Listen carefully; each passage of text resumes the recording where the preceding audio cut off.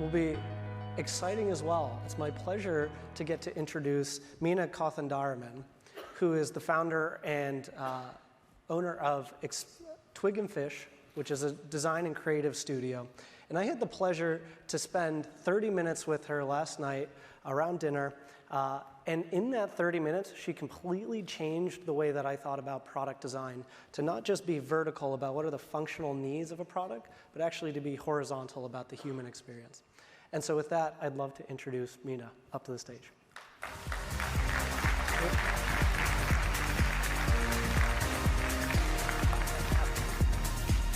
Thanks so much. Hi guys, how's it going? Oh, it's pathetic. One more time. Gosh, you guys are like the brains of all these great entrepreneurial ideas. I need a little bit more energy. So actually, I'm going to get you started. I'd like everybody who feels comfortable in just standing up for a second. I want to run you through a little exercise. Whoever can and works with me. So the title is right there, but I want to ask you a bigger question. I'm going to give you literally 10 seconds on my clock.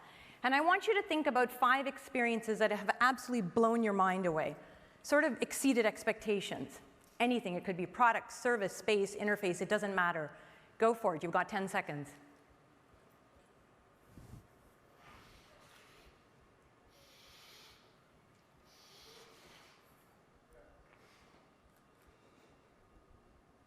Just a quick show of hands, as quickly as I ask you. Anybody come up with 5 right away, like just 5?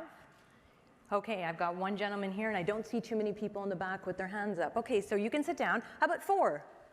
Feel like an auctioneer now. 4, do I hear 4? Right? Okay, just barely 2 or 3 4s. How about 3? Okay, a few more 3s, yeah. How about 2? Yeah, more 2s, right? How about 1? Okay, how about none? Okay, well. Why did I ask you that question? It's actually something I've asked at many conferences, and I've actually run this silly little exercise with thousands of people. And believe it or not, even though one could find a little flaw in it saying, well, wait a minute, if it's really that awesome, it might become invisible and go to the back of my mind. But even then, why do we struggle to come up with 5? 5. I ask you, you get up in the morning, you think about an experience, you go all the way through your day, you go to the end of your day, you go back to sleep, and even during sleep, there are sometimes experiences. So therefore, 5, is it that difficult? Why? My argument, we lack a human connection. We lack a connection with what it is that we build and what it is that we use on both sides. I ask you very carefully to think about how you can create a better connection with what products you are all building. You have to think about the human element. You have to think about much beyond just behaviors and aptitudes, which is what a lot of products and services tend to focus on. You see somebody doing something, and therefore you create. Don't make it so one-to-one. We want to create a deeper relationship with things. We want to create a deeper relationship understanding people's emotions and their attitudes. If I was to tell you I'm wearing a suit coat that is actually not perfect, you'll notice right here, this is actually my uncle's, a very, very dear uncle to me. He actually gifted it to me before he passed on 30 years ago. And I have cherished this jacket. I got refitted to myself. I was so thrilled. And you could ask yourself, wait a minute, how could you have an emotion with the jacket? It's a product. It gives me an experience. I have an emotion with this. But if you were to just simply make jackets and go, oh, she seems to like black and white because she wears a lot of black and white, that just might not be enough. It is not black and white. A lot of times, what we think about is more so about technology. What is cool? How can we put something cool out there? I'm going to break something to you guys, and you might or might not disagree, so please catch me if you disagree. Technology is not the hard part, guys. That's my secret. Technology is not hard at all, actually. Because at some point in time, we all understand it. But at some point in time, what we fail to understand is that there are real humans that have to connect with us. So I ask you, think a little bit deeper about it and create those connections.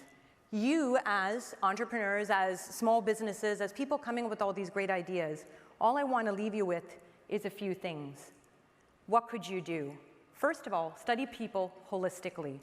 Don't go in and just think about your only product, what it is, exactly what it is, and I'm going to talk to you about my new investment product that I'm coming up with. Because guess what? Investment actually might place itself in my world very differently. So think of me holistically. Think about who I am.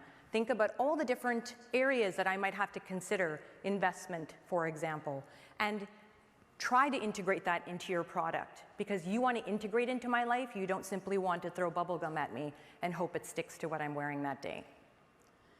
Learn from people early and often. We see this time and time again at our practice, where people call us in after the product is in the market and all this stuff, and they're like, can you tell us how we're doing? Like, talk to a few customers. And I'm like, so what did you do early on? We didn't. Why not? We didn't have the time. We had other constraints going on.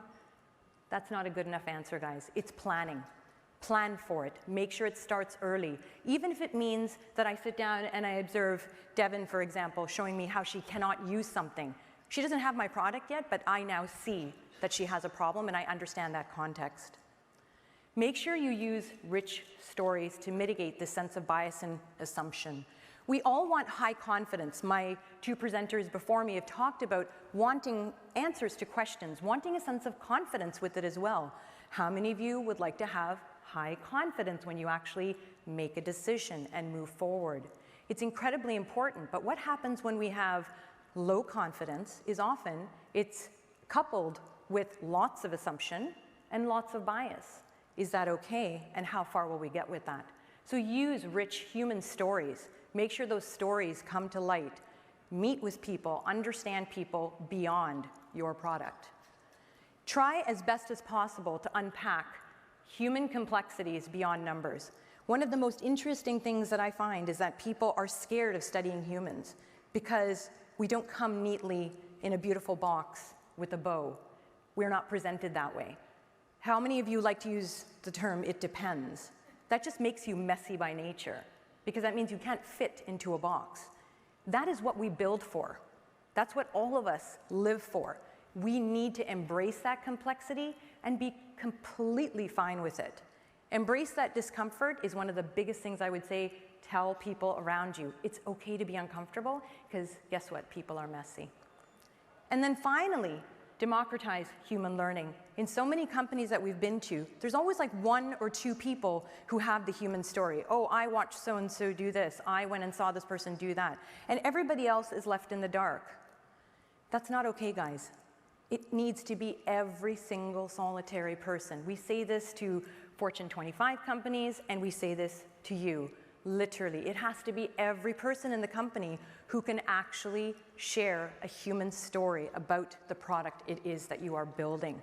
So you want to think about that, most importantly, because I'm talking about how to sort of think about the human story and inspire people to actually design better. It not only benefits your constituents that will ultimately use your product, but also it really, really creates a fabulous environment internally where everybody actually gets excited about coming to work, gets excited about knowing that they saw Devin potentially fail on something, but they can fix her problem. And it makes a huge, huge difference. So I leave with you that in your organizational size as being more manageable than not, think about weaving the human story. Make sure your designs are anchored in that human story. Bring it closer to your organization and weave it into your organizational fabric. So it's really part of the mindset that grows with your company. Sort of almost, like we like to say, make it uncool if somebody goes, I've never actually watched somebody use this product, and you just all look at them, because you need to make it a very, very cool thing. Thanks very much.